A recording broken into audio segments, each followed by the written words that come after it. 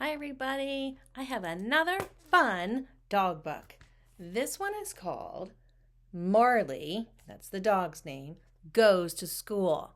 And it's written by John Grogan and illustrated by Richard Cowdrey and published by Harper Collins. Wait till you see this picture. Look how cute that is. Let's find out what Marley is up to. It was the first day of school, and Cassie laid out her back-to-school supplies. Pencils, check. Crayons, check. Ruler, check. Paper, check. Marley was all set for the big day, too.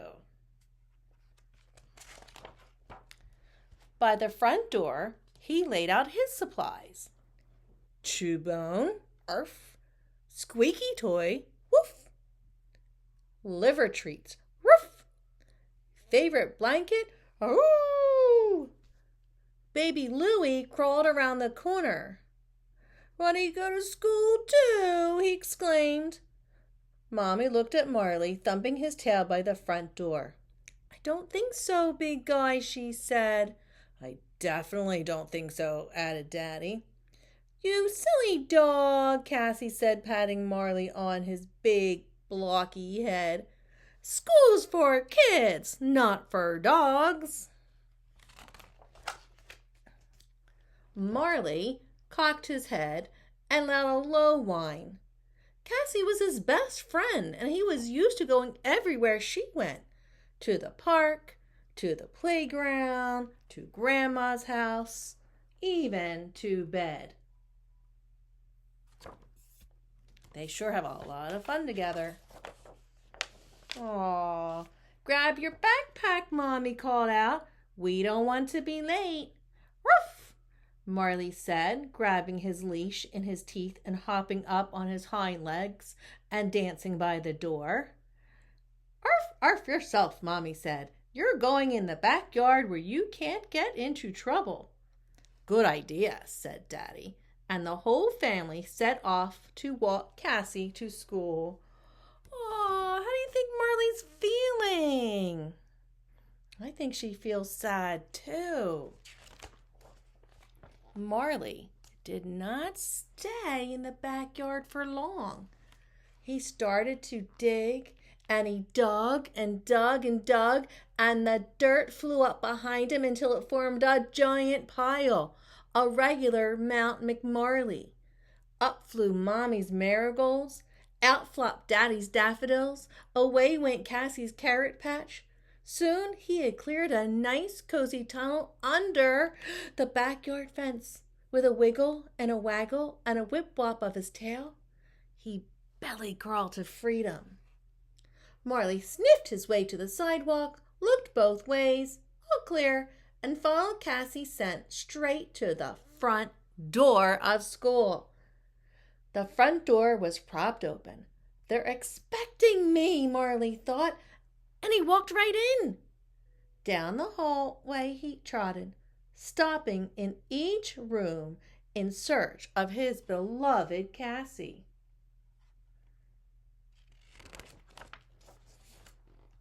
Marley tried the copy center. Not in here, he thought, and then he took a moment to leave a calling card. Uh-oh, look at all the copies he made of his picture. He tried the cafeteria where the cooks were busy making lunch. He did not find Cassie, but Marley found the next best thing, a heaping pile of juicy hot dogs. "Well, I don't mind if I do." "Hey, you're not supposed to be in here," one of the lunch ladies yelled. "Shoo, go home." "Burp," answered Marley. And he trotted over to music class where the orchestra was warming up.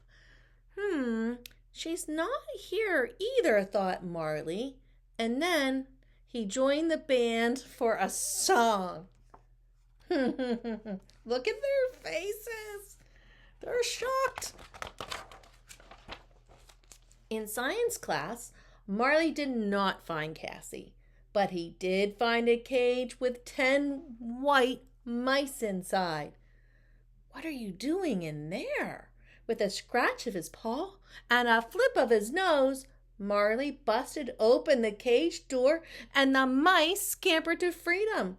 He barked excitedly as if to ask, "Who wants to help me find Cassie?" Marley followed the mice to the library, where the quiet didn't last long. "Mice!" screamed a little girl. "Big fat one!" shouted a little boy. Marley raced to the gymnasium, where he suddenly forgot all about Cassie. When that dog saw a ball, he could think only one thing: "Catch me if you can." "Hey!" yelled the teacher. "Hey!" yelled the kids. "Come back with our ball." But Marley did not come back.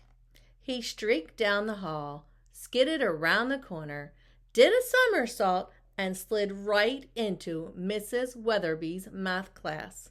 Mrs. Weatherby peered through her thick glasses as she wrote on the chalkboard. "Oh my," she announced. "We've just received a report of a wild animal on the loose in our school. If you come across this animal, stay back. He may be dangerous." "Yes, Mrs. Weatherby," the children said. "Has anyone seen him?" "No, Mrs. Weatherby," the students said. But they had seen him. Uh-oh, can you find Marley in the picture? I bet you did. And helped make sure that Mrs. Weatherby would not. When the bell rang, Marley's ears perked up. Outside, he heard the happy shrieks of children playing. There was no sound Marley loved more than the sound of children at play. He headed toward it. "Not so fast, buddy boy," the voice came from behind him. Ooh, it was Principal Peabody. She seized Marley by the collar and read his tag. "Aha! Cassie's dog. I should have figured." She tied Marley to the radiator with a rope. "Face the corner," she said. "I'm calling your parents." Look at her, poor Marley. And when Principal Peabody returned 2 minutes later, all she found was half a rope wet with dog drool. "Drat," she said. Uh-oh. Where's Marley? "There he goes," shouted Vice Principal Tanner. "He's heading to the playground." "I'll head him off," cried the gym teacher. "I'm on his tail," declared Mrs. Weatherby, shaking her fists. "Tackle him!" screamed the lunch ladies. The grown-ups chased Marley across the playground. They chased him through the tunnel and over the tires and under the hoops. They chased him up the jungle gym and down the slide. They chased him past the swing set and around the teeter-totter. They chased him right into Cassie's arms. "Marley!" Cassie shrieked with delight. "You did come to school." "Is that your dog?" Vice Principal Tanner asked. Cassie said. "He looks somewhat familiar." "There you are," Mommy and Daddy yelled. "Bad dog, Marley." "Ba-ba-boo, Waddy," Baby Louie said. Now, said Principal Peabody, "all's well that ends well." And Marley was so happy, he jumped in the air and gave the principal a big, fat, sloppy kiss right on the lips. Oh, it says teacher's pet. Look at Marley.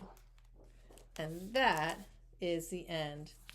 And look, on the back, this is the author, John Grogan, and this is his dog named Gracie. They look like they're good friends, don't they? All right. Have a great day. Bye.